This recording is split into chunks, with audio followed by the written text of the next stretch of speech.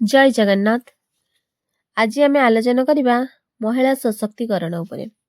महर्षि मनु कहि जाइछन्ति, यत्र नार्यस्तु पूज्यन्ते रमन्ते तत्र देवता। अर्थात ଯେଉଁଠାରେ ନାରୀମାନେ ପୂଜା ପାଇଥାନ୍ତି ସେଇଠାରେ ଦେବତାମାନେ ମଧ୍ୟ ପୂଜା ପାଆନ୍ତି। ଭଗବାନଙ୍କ ସୃଷ୍ଟି ମଧ୍ୟରୁ ଜୀବଜନ୍ତୁ, ବୃକ୍ଷଲତା, କୀଟପତଙ୍ଗ ସମସ୍ତ ଜୀବମାନଙ୍କ ମଧ୍ୟରୁ ମଣିଷ ଜାତି ଅନ୍ୟତମ। ଆମେ ଗୋଟିଏ ସୁସ୍ଥ ସମାଜର ପରିଚୟ ସେହିଠାରୁ ପାଇଥାଉ ଯେଉଁଠାରେ ସାମାଜିକ ନୀତି, ପରମ୍ପରା, ସଂସ୍କୃତି, ସାହିତ୍ୟ, ଶାଳୀନତାରେ ପରିପୂର୍ଣ୍ଣ ରେ ବସବାସ କରୁଥିବା ମଣିଷକୁ ନେଇ ଏବଂ ଉତ୍ତମ ମଣିଷଟିର ପରିଚୟ ସେହିଠାରୁ ପାଉ ଯେଉଁଠାରେ ଆତ୍ମବିଶ୍ୱାସ, ଧୈର୍ଯ୍ୟ, ସ୍ୱାଭାବିକ ନୈତିକତା ପରିଲକ୍ଷିତ ହୁଏ।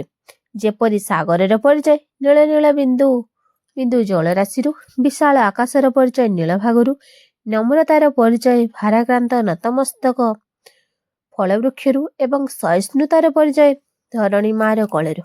ଠିକ୍ ସେହିପରି ଦୟାମୟୀ, କରୁଣାମୟୀ, ସ୍ନେହମୟୀ ହେଉଛି ନାରୀ।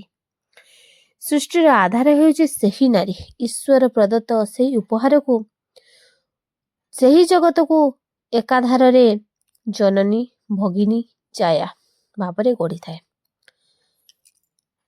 ସ୍ନେହ ଶ୍ରଦ୍ଧାର ସମ୍ପର୍କରେ ବାନ୍ଧି ରଖିଥିବା ସେହି ନାରୀଟି ଯେ ଜୀବନ ପଥରେ କେତେ ଯେ ଝଡ଼ଝଞ୍ଜା ଆସିଲେ ମଧ୍ୟ ନିଜ ପରିବାର, ସନ୍ତାନକୁ ସୁରକ୍ଷିତ ଛାୟାଛତ୍ରରେ ଉଢାଳ କରି ରଖିବାରେ କେବେ ହେଲେ ମଧ୍ୟ ପଛଘୁଞ୍ଚା ହୋଇନଥାଏ।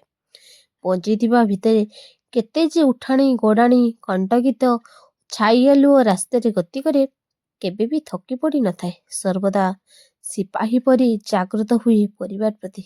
ପ୍ରତିବଦଳରେ କ'ଣ ଆଶା କରେ? ଟିକେ ସ୍ନେହ, ଟିକେ ଆତ୍ମବିଶ୍ୱାସ ଏବଂ ସୁରକ୍ଷିତ ଆଶା କରେ ପରିବାର ଓ ସମାଜ ଠାରୁ। ଶିକ୍ଷା ହେଉଛି ମହିଳା ସଶକ୍ତିକରଣର ସର୍ବୋତ୍ତମ ଉପାୟ। ଶିକ୍ଷିତ ମହିଳା ଯେ କେବଳ ନିଜ ଜୀବନକୁ ଉଜ୍ଜ୍ୱଳ କରନ୍ତି ନୁହେଁ, ସମଗ୍ର ପରିବାର ଓ ସମାଜକୁ ଆଲୋକିତ କରିଥାନ୍ତି। ଶିକ୍ଷା ମାଧ୍ୟମରେ ମହିଳା ନିଜ ଅଧିକାର ବୁଝନ୍ତି, ଅନ୍ୟାୟର ପ୍ରତିବାଦ କରିବାର ସାହସ ଅର୍ଜନ କରନ୍ତି। ଆର୍ଥିକ ସ୍ୱାବଲମ୍ବନ କରିଥିବା ମହିଳାମାନଙ୍କୁ ନିଜର ନିଷ୍ପତ୍ତି ନେବାର ଶକ୍ତି ଦେଇଥାଏ। ଆଜି ମହିଳାମାନେ କୃଷି, ଶିଳ୍ପ, ବ୍ୟବସାୟ, ପ୍ରଶାସନ ଓ ରାଜନୀତିରେ ସଫଳତାର ସହିତ ଆଗକୁ ବଢ଼ୁଛନ୍ତି। ସ୍ୱୟଂ ସହାୟକ ଗୋଷ୍ଠୀ, ମହିଳା ଉଦ୍ୟୋଗ, ସରକାରୀ ଯୋଜନାଗୁଡ଼ିକର ଏହି ପଥକୁ ସୁଗମ କରିଛି। ତଥାପି ଆଇନ ଓ ଯୋଜନା ପର୍ଯ୍ୟାପ୍ତ ନୁହେଁ। ସମାଜର ଚିନ୍ତାଧାରା ପରିବର୍ତ୍ତନ ଅତ୍ୟନ୍ତ ଆବଶ୍ୟକ। ପୁରୁଷ ଓ ନାରୀ